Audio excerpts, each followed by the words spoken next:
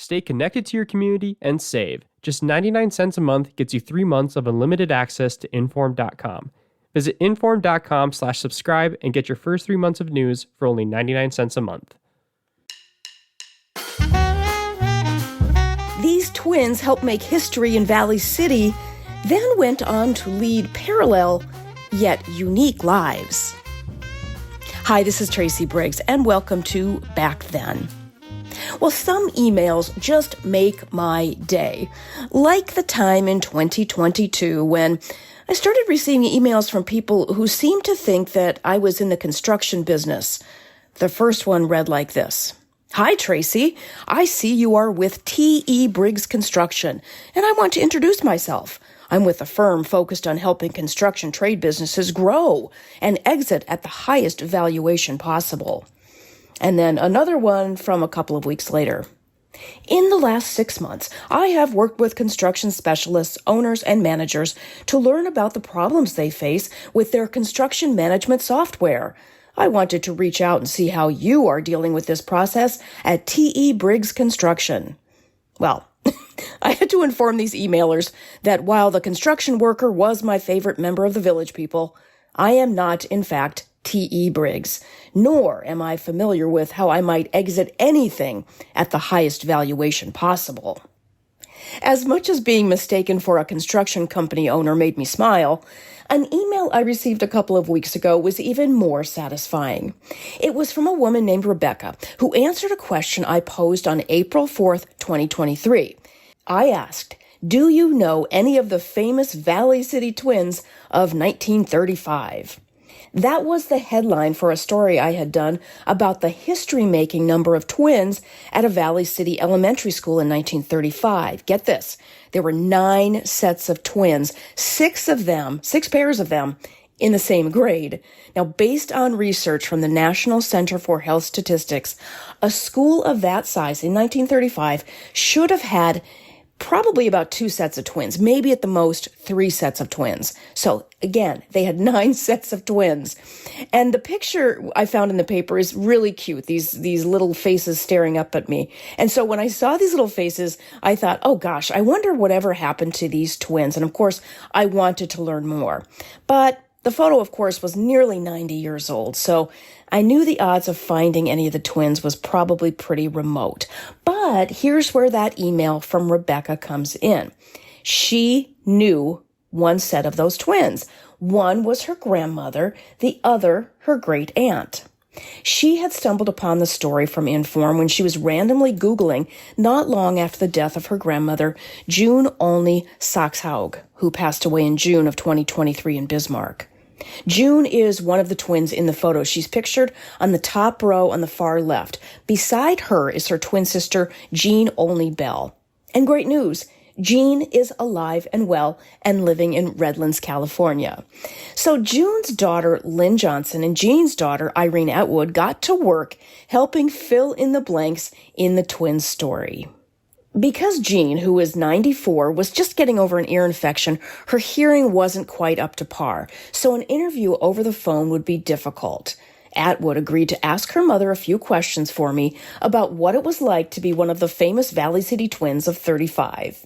She started with a little background about the twins' birth on January 19th, 1929 in Lark, North Dakota, during a snowstorm. Jean recalled being told the doctor came on a motorcycle with a sidecar. While giving birth, the twins' mother had to convince the doctor that she felt 2 heads. The doctor was very surprised to find a second baby. Also, no one is quite sure who was born first, but June was always slightly larger than Jean, so the family figured she might have been the first to be born. Again, so here are the questions that I asked Irene Atwood to ask her mother so she could tell us more about their lives as one of the sets of the famous Valley City twins. So here are those questions. We asked, do you remember posing for this picture in 1935 for the newspaper? Well, Jean dimly remembers the photo being taken of the twins. She is second to the right on the top left side of the photo, and she was in the 1st grade. She mentioned remembering a set of male twins in her class where one of them never spoke. And again, if you want to see this photo, just go to inform.com. You can see the photo that we took from the newspaper back in 1935, but then also you can see updated pictures of June and Jean. Next question. What was it like to have so many twins in your elementary school? Jean wasn't aware it was unique to have so many twins in school. It was just the way it was, and she didn't even realize that being a twin was anything special. We asked her, do you have any fun twin stories, like mixing you up or having twin intuition?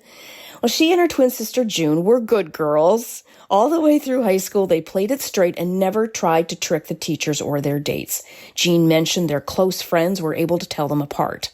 Later in life, and this was kind of interesting, when she was teaching school children, a school secretary asked her if she could tell which twin was which in a school photo. Jean was easily able to tell the children apart. Later, the secretary asked the children to confirm who was who, and Jean was correct. In fact, throughout her teaching career, she was always able to tell twins from one another. At one point, the school separated Jean and June into separate classrooms. They went home and told their mother how displeased they were. Their mother went to the school, and they were reunited once again in the same class. We asked Jean, what kinds of fun things do you remember from your school years? She said she and her classmates played hopscotch, pom-pom pull-away, red rover, and jump rope. The girls loved games and always played together. In junior high, they enjoyed softball during recess. As children, they also took many walks through pastures as long as there were no cattle present. They roamed along the river where they scouted out hobo camps, but never came across anyone in the camps. One favorite pastime was playing on what Jean described as an island in a split stream running along the road. She couldn't remember what they played, but she says they did spend hours on their island world. The girls weren't big on playing with dolls, although they wanted them for Christmas.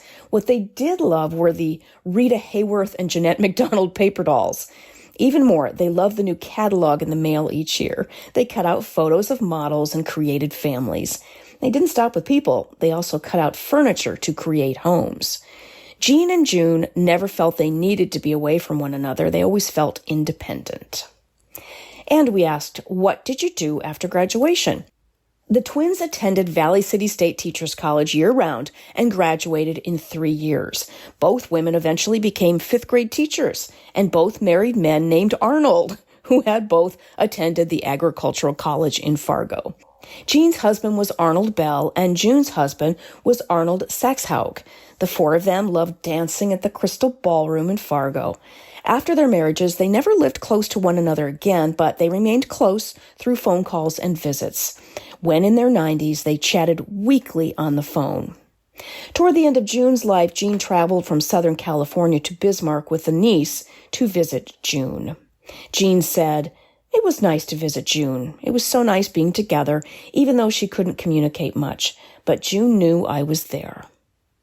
Big thanks to Jean Olney Bell, as well as her daughter, niece, and grandniece, for helping me learn more about one of the history-making Valley City twins of 1935. Now I better get back to work. My construction company isn't going to run itself. And that's it for Back Then. I hope you catch me next time. Get reliable and accurate local news with Inform.com. Inform.com is your trusted local news source with journalists dedicated to keeping you informed about what's happening in your community. Visit Inform.com now.